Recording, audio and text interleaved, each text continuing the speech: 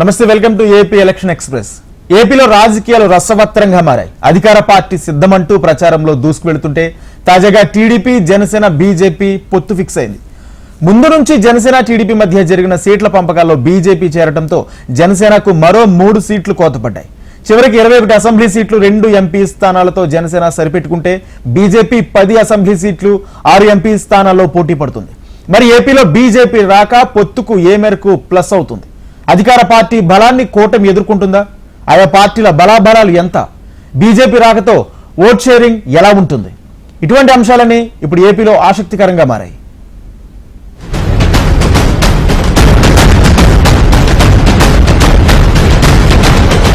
ఏపీలో ఎన్నికల సందడి మొదలైంది. ప్రచారాల హోరుతో వాతావరణం వేడెక్కింది. తాజాగా పొత్తులు కుదిరే ఆయా పార్టీలకు ఎన్ని సీట్లు అనే అంశంపై పూర్తి స్పష్టత వచ్చింది. బీజేపీ, జనసేన కలిపి మొత్తం 31 అసెంబ్లీ స్థానాలు, 8 పార్లమెంటు స్థానాల్లో పోటీ చేయనున్నాయి. ఇందులోనూ జనసేనకు 21 అసెంబ్లీ, 2 పార్లమెంటు స్థానాలు దక్కగా బీజేపీ 10 అసెంబ్లీ, 6 పార్లమెంటు స్థానాల్లో బరిలో నిలవనుంది. అయితే బీజేపీ, జనసేన పోటీ చేసే ఆయా స్థానాల్లో కూటమిలో భాగంగా టీడీపీ కేడర్ వారికి పూర్తి స్థాయిలో సహకారం అందిస్తుందా లేదా అన్నదే ఇప్పుడు పెద్ద ప్రశ్న. పొత్తులపై అధిష్టానం పెద్దల్లో ఓ విధంగా ఉంటే కింది స్థాయి కార్యకర్తల మనోభావాలు మాత్రం మరోలా కనిపిస్తూ ఉండడమే ఈ అనుమానానికి కారణంగా తెలుస్తోంది. పొత్తులో భాగంగా బీజేపీ, జనసేన పోటీ చేసే స్థానాలలో సహకారం అందించేందుకు టీడీపీ విముఖత చూపుతోన్నట్టు గ్రౌండ్ లెవెల్లో టాక్ వినిపిస్తోంది. పొత్తుల కారణంగా తమ నాయకుడికి సీటు రాలేదని ఓ వర్గం భావిస్తుండగా మరికొన్ని చోట్ల ఓ సామాజిక వర్గం ఓట్లు దూరమయ్యే ప్రమాదం ఉందని కేడర్ భావిస్తోందట. దీనివల్ల ఓట్ షేరింగ్ కు దూరమయ్యే అవకాశం ఉందని టీడీపీ బూత్ స్థాయి కేడర్ అభిప్రాయాన్ని వ్యక్తం చేస్తోంది.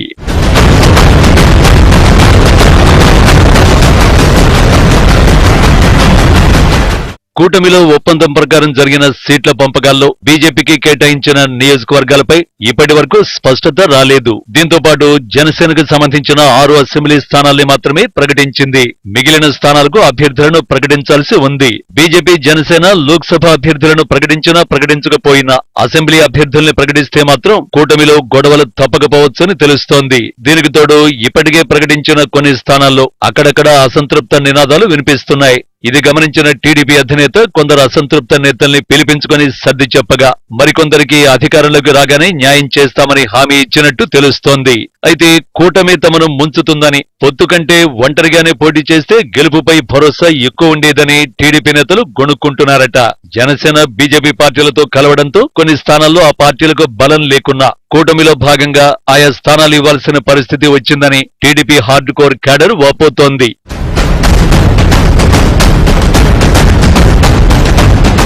జనసేనతో పొత్తు వల్ల ముఖ్యంగా ఉభయ గోదావరి జిల్లాల్లో టీడీపీకి ఓట్ల బదిలీ అయ్యే పరిస్థితి కనిపించడం లేదు. టీడీపీ, జనసేన మధ్య నివురుగప్పిన నిప్పుల, చాప కింద నీరుల వ్యతిరేకత గూడు కట్టుకుంది. అసెంబ్లీ ఎన్నికలలో దాని ప్రభావం స్పష్టంగా కనిపించనున్నట్టు తెలుస్తోంది. బీజేపీతో పొత్తు వల్ల టీడీపీకి ముస్లిం, క్రిస్టియన్, దళిత, గిరిజన ఓట్లకు గండిపడే ప్రమాదం కనిపిస్తోంది.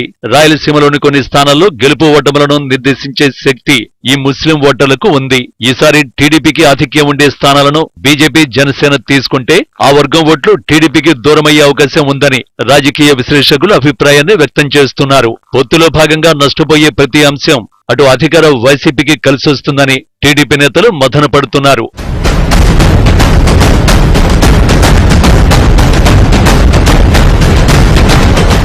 మూడు పార్టీలు జతకట్టడం వల్ల టీడీపీ, జనసేన కంటే బీజేపీకే ఎక్కువ లాభం ఉందని టీడీపీ కార్యకర్తలు బలమైన వాదన వినిపిస్తున్నారు. గత ఎన్నికల్లో 3 పార్టీలు విడివిడిగా పోటీలోకి దిగాయి. టీడీపీకి 36% ఓట్లు రాగా జనసేనకు 6% వచ్చాయి. ఇక బీజేపీకి మాత్రం 1/6 మాత్రమే ఓటింగ్ శాతం నమోదైంది. అయితే ఇప్పుడు బీజేపీ 6 పార్లమెంటు స్థానాల్లో పోటీకి దిగుతుండగా జనసేన మాత్రం 2 స్థానాలకే పరిమితమైంది. దీనివల్ల టీడీపీకి వచ్చే ముస్లిం మైనారిటీ ఓట్లు దూరమయ్యే అవకాశం కనిపిస్తోంది. మైనారిటీ ఓటర్లు ప్రభావం చూపే స్థానాల్లో టీడీపీ నష్టపోయే ప్రమాదం ఉన్నట్టు తెలుస్తోంది. అయితే ఇక్కడ మరో ప్లస్ పాయింట్ ఏంటంటే గత ఎన్నికల్లో కేవలం టీడీపీ మాత్రమే ప్రచారం చేయగా ఈసారి జనసేన కూడా ప్రచారంలో పాల్గొనే అవకాశం ఉంది కాబట్టి టీడీపీకి ఇది లబ్ధి చేకూర్చనున్నట్టు తెలుస్తోంది.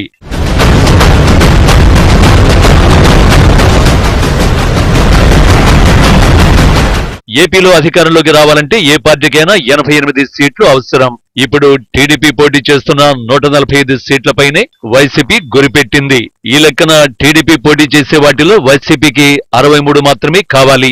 అంటే బీజేపీ జనసేనకు కేటాయించిన 31 సీట్లలో 25 వరకు వైసీపీకి దక్కుతాయనేది రాజకీయ విశ్లేషకులు, సామాన్య ప్రజానీకం, తటస్థ ప్రజానీకం అభిప్రాయం. కూటమిలో ఓట్ షేరింగ్ చేయడంలో కింది స్థాయి కార్యకర్తలదే ప్రధాన పాత్ర. మరి అసంతృప్తిగా ఉన్న నేతలు ఎన్నికల్లో వ్యవహరించే తీరుపైనే కూటమి గెలుపు ఓటములు ఆధారపడ్డాయనడంలో సందేహం లేదు. కాపు కాసి ఓట్లేసి గెలిపించే కేడర్ కోసం పవన్ కళ్యాణ్ తహతలాడుతున్నారు. తన బలంతో పాటు టీడీపీ బలం తోడైతే విజయం నల్లేరు మీద నడకే అవుతుందన్న అంచనాలతో చంద్రబాబుతో కమ్మనైన బంధానికి తెరతీశారు. సామాజిక వర్గ సమీకరణాలు కలిసి వస్తాయని కాకినాడ నుంచి పోటీకి సిద్ధమయ్యారు పవన్ కళ్యాణ్. మరి కాకినాడలో పవన్ కళ్యాణ్ కు కాపులు కాపు కాస్తారా? భీమవరంలో కన్నెర్ర చేసి ఓట్లు చీల్చిన కాపులు కాకినాడలో పవన్ కు మద్దతు ఇస్తారా? పవన్ ను కట్టడి చేసేందుకు వైసీపీ ప్రయోగించబోతున్న ఆ కాపు అస్త్రం ఏంటి? Let's watch the story.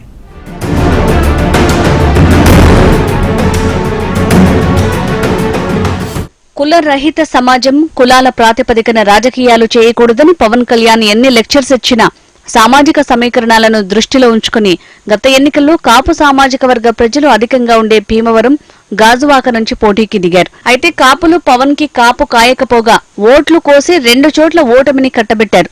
దీంతో ఈసారైనా తనకు తన సామాజిక వర్గం ప్రజలు అండగా నిలుస్తారని మరోసారి భారీ ఆశలు పెట్టుకున్నారు పవన్ కళ్యాణ్.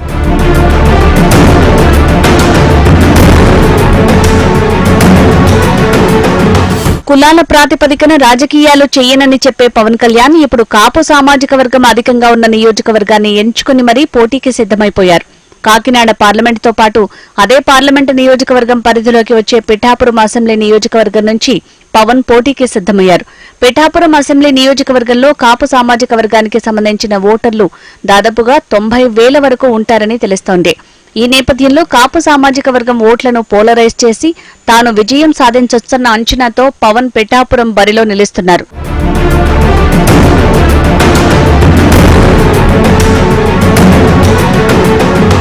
గత ఎన్నికల్లో ఇవే అంచనాలతో పవన్ భీమవరం బరిలో నిలిచారు. భీమవరంలో కాపు సామాజిక వర్గం ప్రజలు గెలుపోటములను శాసించే స్థాయిలో ఉండటంతో కాపు సామాజిక వర్గం మొత్తం తన వెంట నడుస్తుందని పవన్ కళ్యాణ్ భావించారు.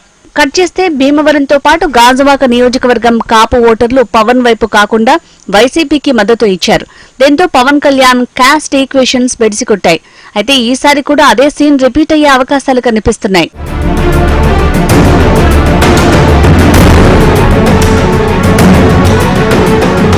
కాపులు ఒకే పార్టీకి గంపగుత్తగా ఓట్లు వేసిన పరిణామాలు చాలా అరుదు.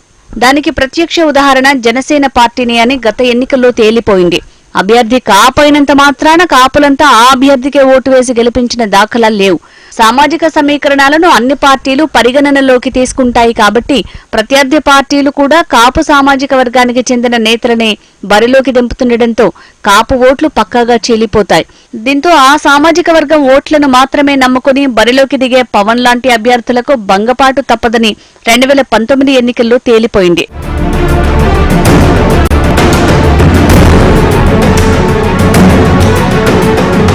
ఈసారి కూడా పవన్ ను ఎదుర్కొనేందుకు వైసీపీ వ్యూహాత్మక అడుగులు వేస్తోంది. వైసీపీలోని కాపు నేతలు పవన్ పై ఇప్పటికే విమర్శలు గుప్పిస్తున్నారు. చంద్రబాబుతో జతకట్టిన పవన్ కాపులకు ఎలాంటి న్యాయం చేశారో చెప్పాలని వైసీపీలోని కాపు నేతలు పవన్ కళ్యాణ్ ను ప్రశ్నిస్తున్నారు. ఇటు పార్టీ పరంగా కాపు నేతలతో పవన్ ను టార్గెట్ చేయిస్తూనే మరోవైపు కాపు సామాజిక వర్గం ఓట్లను ప్రభావితం చేసే ప్రణాళికల్ని వైసీపీ రచిస్తోంది. ముద్రగడ వంటి కాపు ఉద్యమ నేతలు ఈసారి కాకినాడతో పాటు పిఠాపురంలో పవన్ కు వ్యతిరేకంగా ప్రచారం చేయిస్తారని తెలుస్తోంది.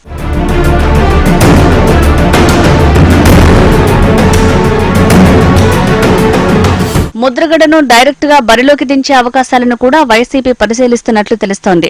ముద్రగడ బరిలో నిలిస్తే పవన్ కు గెలుపు అవకాశాలు సన్నగిల్లుతాయని విశ్లేషకులు భావిస్తున్నారు. కాకినాడతో పాటు ఆ పార్లమెంటు నియోజకవర్గ పరిధిలోని కాపు సామాజిక వర్గంలో ముద్రగడకు మంచి పట్టుంది. కాపు ఓట్లను ప్రభావితం చేయగల స్థాయిలో ముద్రగడ ఉన్నారు. దీంతో పవన్ కళ్యాణ్ చరిష్మా వైపు కాపు నాయకులు నిలుస్తారా లేక కాపు నాయకుల ప్రచారంతో వైసీపీకి జై కొడతారా అన్న ఉత్కంఠ నెలకొంది.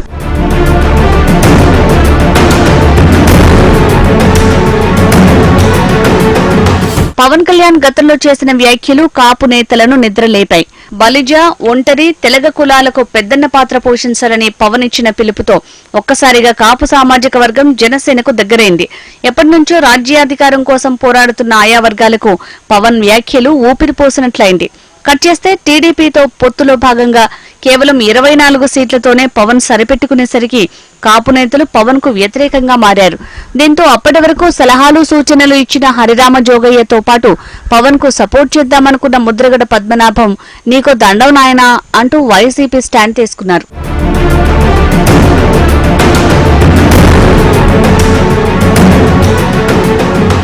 మరోవైపు పొత్తులో భాగంగా దక్కించుకున్న సీట్లలో ఎన్ని స్థానాలుంటాయో ఎన్ని పోతాయో అన్న అనుమానాలు ఇప్పుడు జనసేన క్యాడర్ ని వేధిస్తోంది. పొత్తులో భాగంగా మొత్తం 24 అసెంబ్లీ స్థానాలను కైవసం చేసుకున్నట్లు పవన్ ఉమ్మడి వేదికపై ప్రకటించారు. కట్ చేస్తే కూటమిలోకి బీజేపీ వచ్చి చేరగానే జనసేనలోని 2 స్థానాలు బీజేపీకి మళ్లించారు చంద్రబాబు. ఇంకో స్థానంలో టీడీపీ అభ్యర్థే పోటీ చేస్తారని ప్రకటించారు. దీంతో ఇప్పుడు పవన్ కళ్యాణ్ కేవలం 21 సీట్లకే పరిమితం కావాల్సి వచ్చింది. ఈ కథ ఇంతటితో ముగిసేలా కనిపించడం లేదు. బీజేపీ నుంచి డిమాండ్లు పెరిగితే జనసేన 21 సీట్లలో మరికొన్ని సీట్లను త్యాగం చేయక తప్పేలా కనిపించడం లేదు.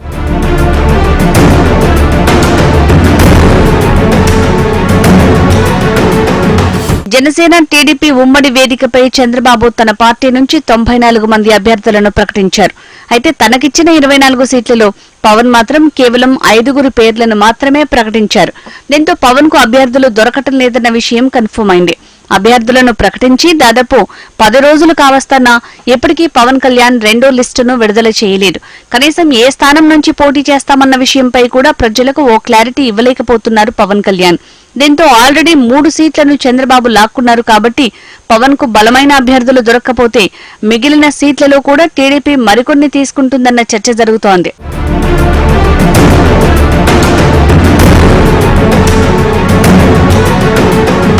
పొత్తులో భాగంగా మొదటి లిస్టులో దక్కించుకున్న సీట్లకు మొత్తం అభ్యర్థులను ప్రకటించి తనకు ఇంకా సీట్లు కావాలని చంద్రబాబును డిమాండ్ చేసే స్థాయిలో ఉండాల్సిన పవన్ కళ్యాణ్ ఇచ్చిన సీట్లే ఎక్కువ అన్న భావన టీడీపీలో కలిగే స్థాయికి దిగజారిపోయారన్న విమర్శలు వైసీపీ నుంచి బలంగా వినిపిస్తున్నాయి. ఫస్ట్ లిస్టులోనే పరిస్థితి ఇలా ఉంటే ఇక సెకండ్ లిస్టులో అసలు జనసేన ఊసే ఉండదన్న ప్రచారం జరుగుతోంది. దీంతో ఎన్నికల నాటికి జనసేన ఎన్ని స్థానాల్లో పోటీ చేస్తుంది, అసలు గెలిచే స్థానాలు టీడీపీ జనసేన బలంగా ఉన్న నియోజకవర్గాలు జనసేనకు దక్కుతాయా లేక పులివెందుల వంటి వైసీపీకి పట్టున్న నియోజకవర్గాలను జనసేనకు ఇచ్చి చంద్రబాబుకు మమ్మ అనిపిస్తారన్న ప్రశ్నలు ఉత్పన్నమవుతున్నాయి.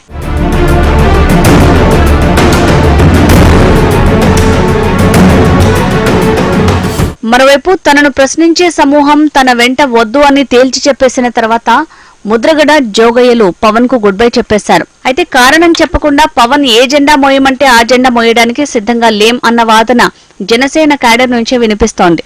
అయితే ప్రశ్నించేవారు కాకుండా భజన చేసే బృందాన్నే ఎప్పుడు పవన్ కళ్యాణ్ కోరుకుంటారన్న టాక్ నడుస్తోంది. అన్నా నువ్వు తోపు, నువ్వు తురుము అని చెప్పే ఇలాంటి బ్యాచ్ ని వెంటబెట్టుకునే పవన్ గత ఎన్నికల్లో 2 చోట్ల ఓటమి పాలయ్యారని, అలా కాకుండా విధానపరంగా చేస్తున్న తప్పిదాలేంటి, ఇలాంటి పోరాటాలు రాజకీయ భవిష్యత్తుకు బాటలు వేస్తాయి అన్న సలహాలు సూచనలు ఇచ్చేవారిని పక్కన పెట్టుకుంటే బాగుంటుందని విశ్లేషకులు అంటున్నారు.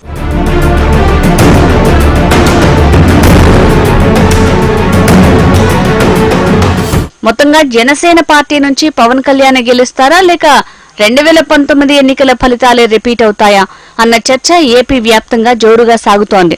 ఇంత పొత్తు పెట్టుకుని ఇంత కథ నడిపిన తర్వాత కేవలం పవన్ మాత్రమే గెలిచినా జనసేనకు వనగూరే ప్రయోజనం ఉండదని విశ్లేషకులు అంచనా వేస్తున్నారు.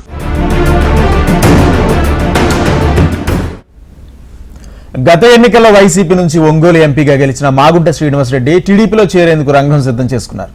కానీ వచ్చే ఎన్నికల్లో పోటీకి ఆయన సిద్ధంగా లేరు.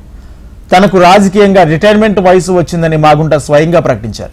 తన స్థానంలో తన కుమారుడు రాఘవరెడ్డి రాజకీయ అరంగేట్రం చేస్తారని, ఒంగోలు సీటు ఇవ్వాలని చంద్రబాబును కోరినట్లు తెలిపారు.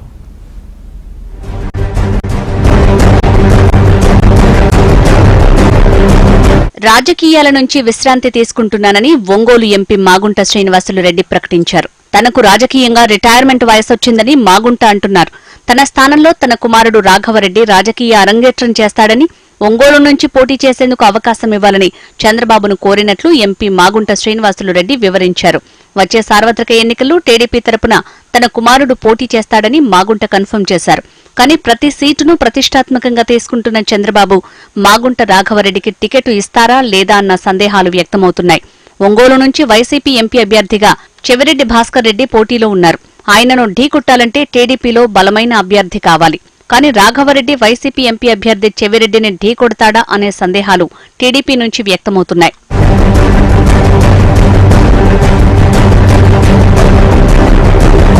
ఒంగోలులో మాగుంట కుటుంబం 1991 నుంచి 33 ఏళ్లుగా రాజకీయాల్లో ఉంది. మాగుంట కుటుంబాన్ని ప్రకాశం ప్రజలు ఎప్పుడూ కూడా హక్కున చేర్చుకుంటున్నారు. మాగుంట కుటుంబ సభ్యులు 8 సార్లు పార్లమెంట్కి, ఒక్కసారి ఎమ్మెల్సీగా పోటీ చేశారు. స్వర్గీయ మాగుంట సుబ్బరామిరెడ్డి కాంగ్రెస్ తరపున ఒంగోలు లోక్సభ నియోజకవర్గం నుంచి 1991 సాధారణ ఎన్నికల్లో పోటీ చేసి గెలుపొందారు. 1991 నుంచి 1996 వరకు లోక్సభ సభ్యుడిగా పార్లమెంట్లో ప్రాతినిధ్యం వహించారు. ఆయన ఎంపీగా ఉన్న సమయంలో జిల్లా అభివృద్ధిపై దృష్టి సారించారు. ఆ తర్వాత రాజకీయాల్లోకి వచ్చిన ప్రస్తుత ఎంపీ మాగుంట శ్రీనివాసులు రెడ్డి జిల్లాలో పెద్దగా అభివృద్ధి పనులు చేయలేదన్న విమర్శలు వస్తున్నాయి.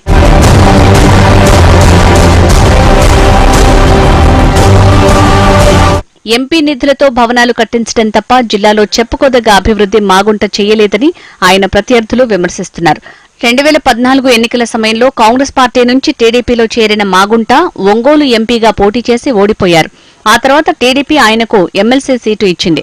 2019 ఎన్నికలకు ముందు టీడీపీని వీడి వైసీపీలో చేరి జగన్ చరిష్మాతో ఒంగోలు లోక్సభ స్థానం నుంచి విజయం సాధించారు. కట్ చేస్తే ఇప్పుడు మళ్లీ టీడీపీ గూటికే చేరుకుని తన కొడుకుకు టికెట్ కోసం ప్రయత్నాలు చేస్తున్నారు.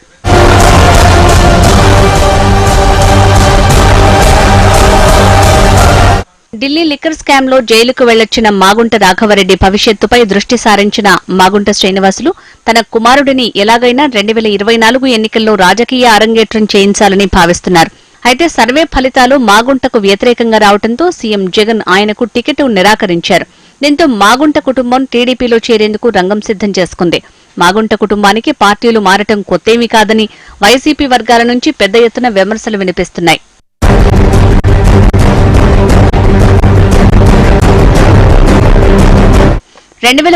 ఎన్నికల ముందు టీడీపీలో ఉన్న ఆయన ఎన్నికల సమయంలో వైసీపీలో చేరి ఒంగోలు ఎంపీగా గెలిచారు.